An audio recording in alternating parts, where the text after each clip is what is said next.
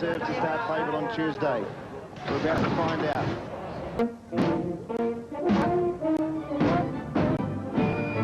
Yes, the city of Melbourne is transfixed by Melbourne Cup fever, and yesterday in the city streets, the traditional Melbourne Cup parade, which featured the fashions, some of the past winners, both four-legged and two-legged. It was a wonderful day in Melbourne yesterday as the past winners of the Melbourne Cup paraded, and that was old R1 who won the Cup back in 1978.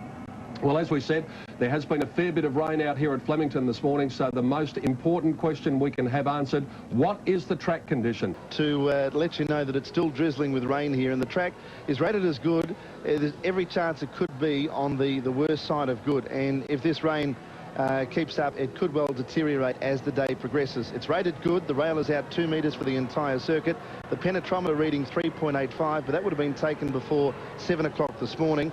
The inside track 3.91, that's down the straight 6, and the outside 3.79. General consensus is you want to be coming down the grandstand side of the track in the straight races, of which we have a number of today. There are 4 in total. Officially, the track is rated as good, but there could be some chance, if the rain persists, that we get to a dead track. Tim?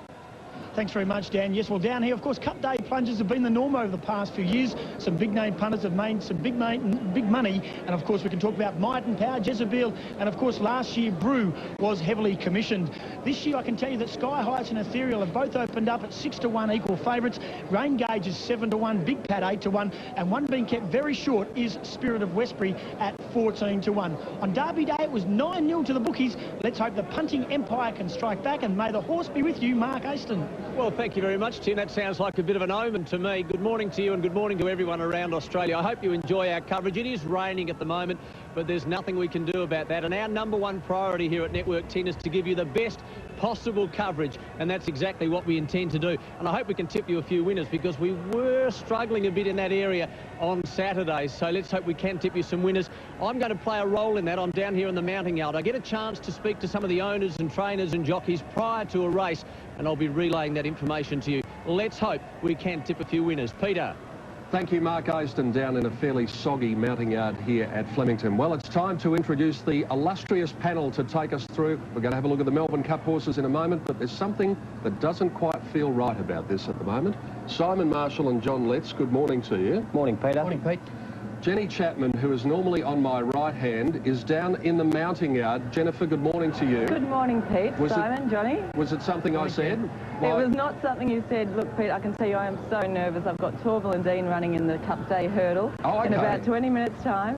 And so if he wins, I really want to lead him back in. So that's why I'm down here. All right. Well, can you tip us into the horse? Do you think he'll win? He's been going very well. He's a very promising stayer, Pete.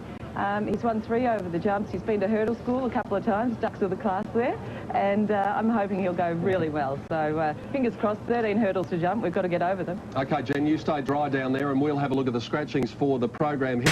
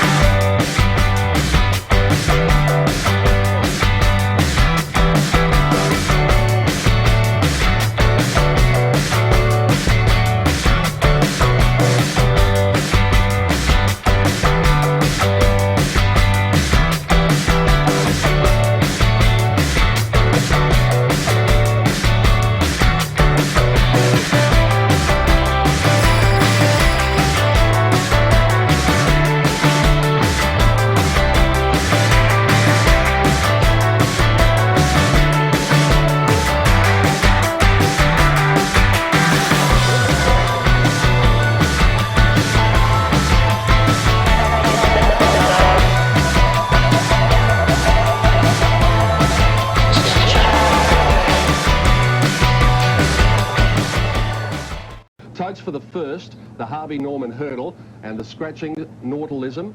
You've got Regal Royal coming up $18, Blue Star at $4.90, Lesbos Ruler $13, Tourmaline Gents Horse $5.20, Zabuan $4.60, Classic Tudor $17.20 as we go over the page.